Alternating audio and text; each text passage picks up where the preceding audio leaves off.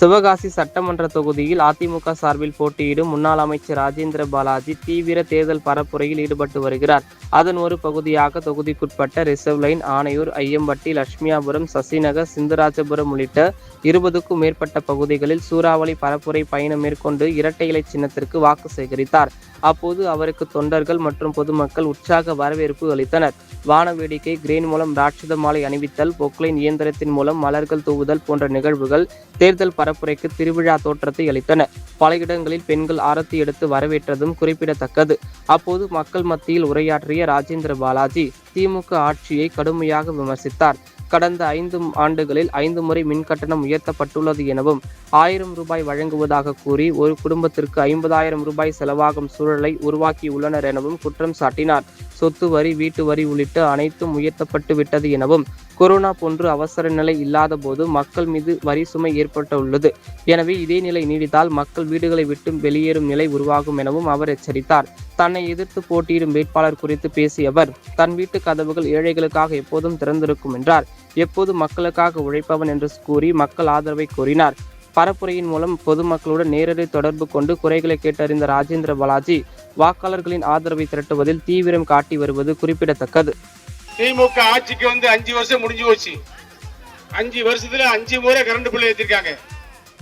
Current bill கிராமத்தில் இருக்கக்கூடியவங்களுக்கு 100 unit மின்சாரத்தை அம்மா கொடுத்தாங்க. இன்னைக்கு வரைக்கும் இருக்கு. அதுக்குள்ளேயே ஒரு குண்டு பல்பு, ஒரு டியூப் லைட் இருந்தா அந்த 100 யூனிட்டுக்குள்ளேயே முடிஞ்சவங்க கரண்ட் பில்லே வராது. அதே மாதிரி வந்தா ஒரு 200 ரூபா 300 ரூபா வரும். இன்னைக்கு சராசரி 2000 ரூபா வருது. 2000 ரூபா வந்தவங்களுக்கு 5000 ரூபா 6000 ரூபா வருது. 1000 ரூபா கொடுக்குறேன்னு சொல்ற கருணாநிதி ஸ்டாலின் ஒரு குடும்பத்துக்கு 50,000 ரூபா செலவு இழுத்து வச்சிட்டாரு. எல்லா விலையும் கூடி போச்சு. சொத்து வரி கூடி போச்சு, வீட்டு வரி கூடி போச்சு.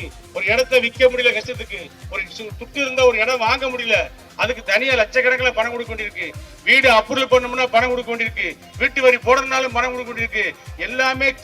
எல்லாமே திட்டமிடல் ஆகி போச்சு. கம்சன் கமுக்கமா நடக்கல, பகிரங்க ஏலமா விடுறாங்க.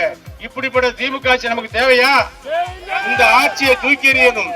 அண்ணா திமுக ஆட்சி நல்ல ஆட்சி. 10 வருடங்கள் நாங்கள் மந்திரியா இருந்தேன். விலைவாசி கூடிச்சா? கொரோனா வந்துச்சு, வெள்ளம் வந்துச்சு, புயல் வந்துச்சு. கொரோனா வந்து சித்ராஜர் மக்கள் வீட்டை விட்டு இங்கிட்டு போக முடியாது. நாங்க அங்கிருந்து வர முடியாது. அந்த நேரத்தில் நானும் எஸ்பி, டிஎஸ்பி போன்ற காவல்துறை அதிகாரிகள் தான் கார்ல சுத்தணும். எல்லாரும் 1 வருஷம் முடையும் கிடந்தாங்க. சத்துணவு அம்மா உணவகத்துல சாப்பாடு போட்டோம். ரேஷன் கடையில ஃப்ரீயா அரிசியை கொடுத்தோம். அந்த நேரத்துல மருந்து மாத்திரை கொடுத்து கொரோனாவை கட்டுப்படுத்தணும். அந்த நேரத்துல கூட வீட்டு வரியை கூட்டல, சொத்து வரியை கூட்டல. ஒண்ணுமே இல்லாத நேரத்துல ஸ்டாலின் திமுக அரசு சொத்து வரியை கூட்டியாச்சு. இந்த நிலை நீடித்தால் இனிமேல் வீட்டை விட்டுட்டு போக வேண்டியதான். ஆகவே திமுகவுக்கு ஓட்டு போடாமல் திமுக கூட்டணி கட்சி காங்கிரசுக்கு ஓட்டு போடாங்க. காங்கிரஸ் எம்எல்ஏ இப்ப வராரு. அவர் இதுவரைக்கும் எங்கேயும் போனது கிடையாது. ஒரு பத்திரிகை கொடுக்க போனா கூட யாரும் பார்க்க முடியாது. ஒரு பத்திரிகை கொடுக்கையும் பார்க்க முடியாது. நல்லது கெட்டதுக்கு பார்க்க முடியாது. போன் போட்டு எடுக்க மாட்டாரு. இங்க வாங்கணும் பாரு, பைக் கம்பெனிக்கு வாங்கணும்பாங்க. அவங்க எல்லாம் மிட்டா மராஸ்தர்கள், ஆலை அதிபர்கள், அம்பானி வகைராக்கள். அவர்களுக்கு இதயத்துக்கும் இரும்பு பெட்டிக்கு சம்பந்தம் இருக்காது. ஏழைகளுக்காக அவர்கள் கதவு திறக்காது. கேடிஆர் பாலாஜி விட்டு கதவு ஏழைகளுக்காக எப்போதும் திறந்திருக்கும். உங்களுக்காக எப்போதும் உழைக்கக்கூடியவர் நான். ஆகவே எனக்கு இரட்டை சின்னத்தில் முத்திரையிட்டு என்னை சிவகங்கை சட்டமன்ற உறுப்பினராக வெற்றி பெற செய்யுங்கள். எடப்பாடியாரை ஆட்சியில் அமர்த்துங்கள். கரண்ட் பொருள் தாறுமாறா ஏறி போச்சு. வீட்டு வரியும் கூட்டிட்டாங்க, சொத்து வரியை கூட்டிட்டாங்க. யாரு பிளாட் போட்டு இடம் விற்க முடியல. அவ்வளவு ரூபாய் தேவைப்படுது. அவ்வளவு கமிஷன் கொடுக்க வேண்டியிருக்கு. வீட்டை அப்ரூவல் பண்ணாலும் காசு, வரி ஓட்டாலும் காசு, எல்லாத்திலும் லஞ்சம் தலைவிரிச்சு ஆடுது. இந்த நிலையெல்லாம் மாத்தணும் சொன்னா அங்கங்க ஒரு தப்பு நடக்கும். ஆனா திமுக ஆட்சியில தப்பு மட்டும்தான் நடந்துச்சு. ஆகவே இந்த ஆட்சியை தூக்கி எறியுங்கள்.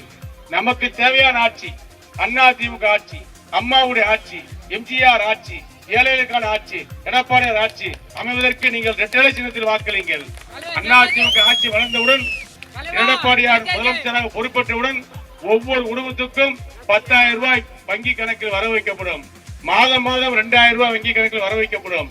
அதுபோக குளிர்சாதன பெட்டி பிரிச்சு ஒவ்வொரு வீட்டுக்கும் வழங்கப்படும்.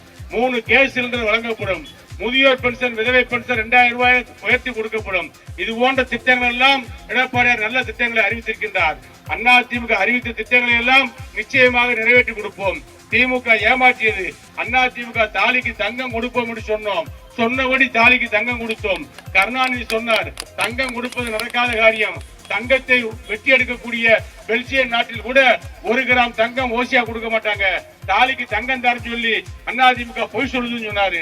ஆனா சொன்னபடி தாலிக்கு தங்கம் கொடுத்தோம்.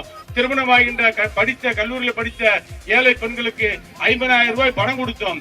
ஆகவே சொன்னதை செய்கின்ற கட்சி அதிமுக.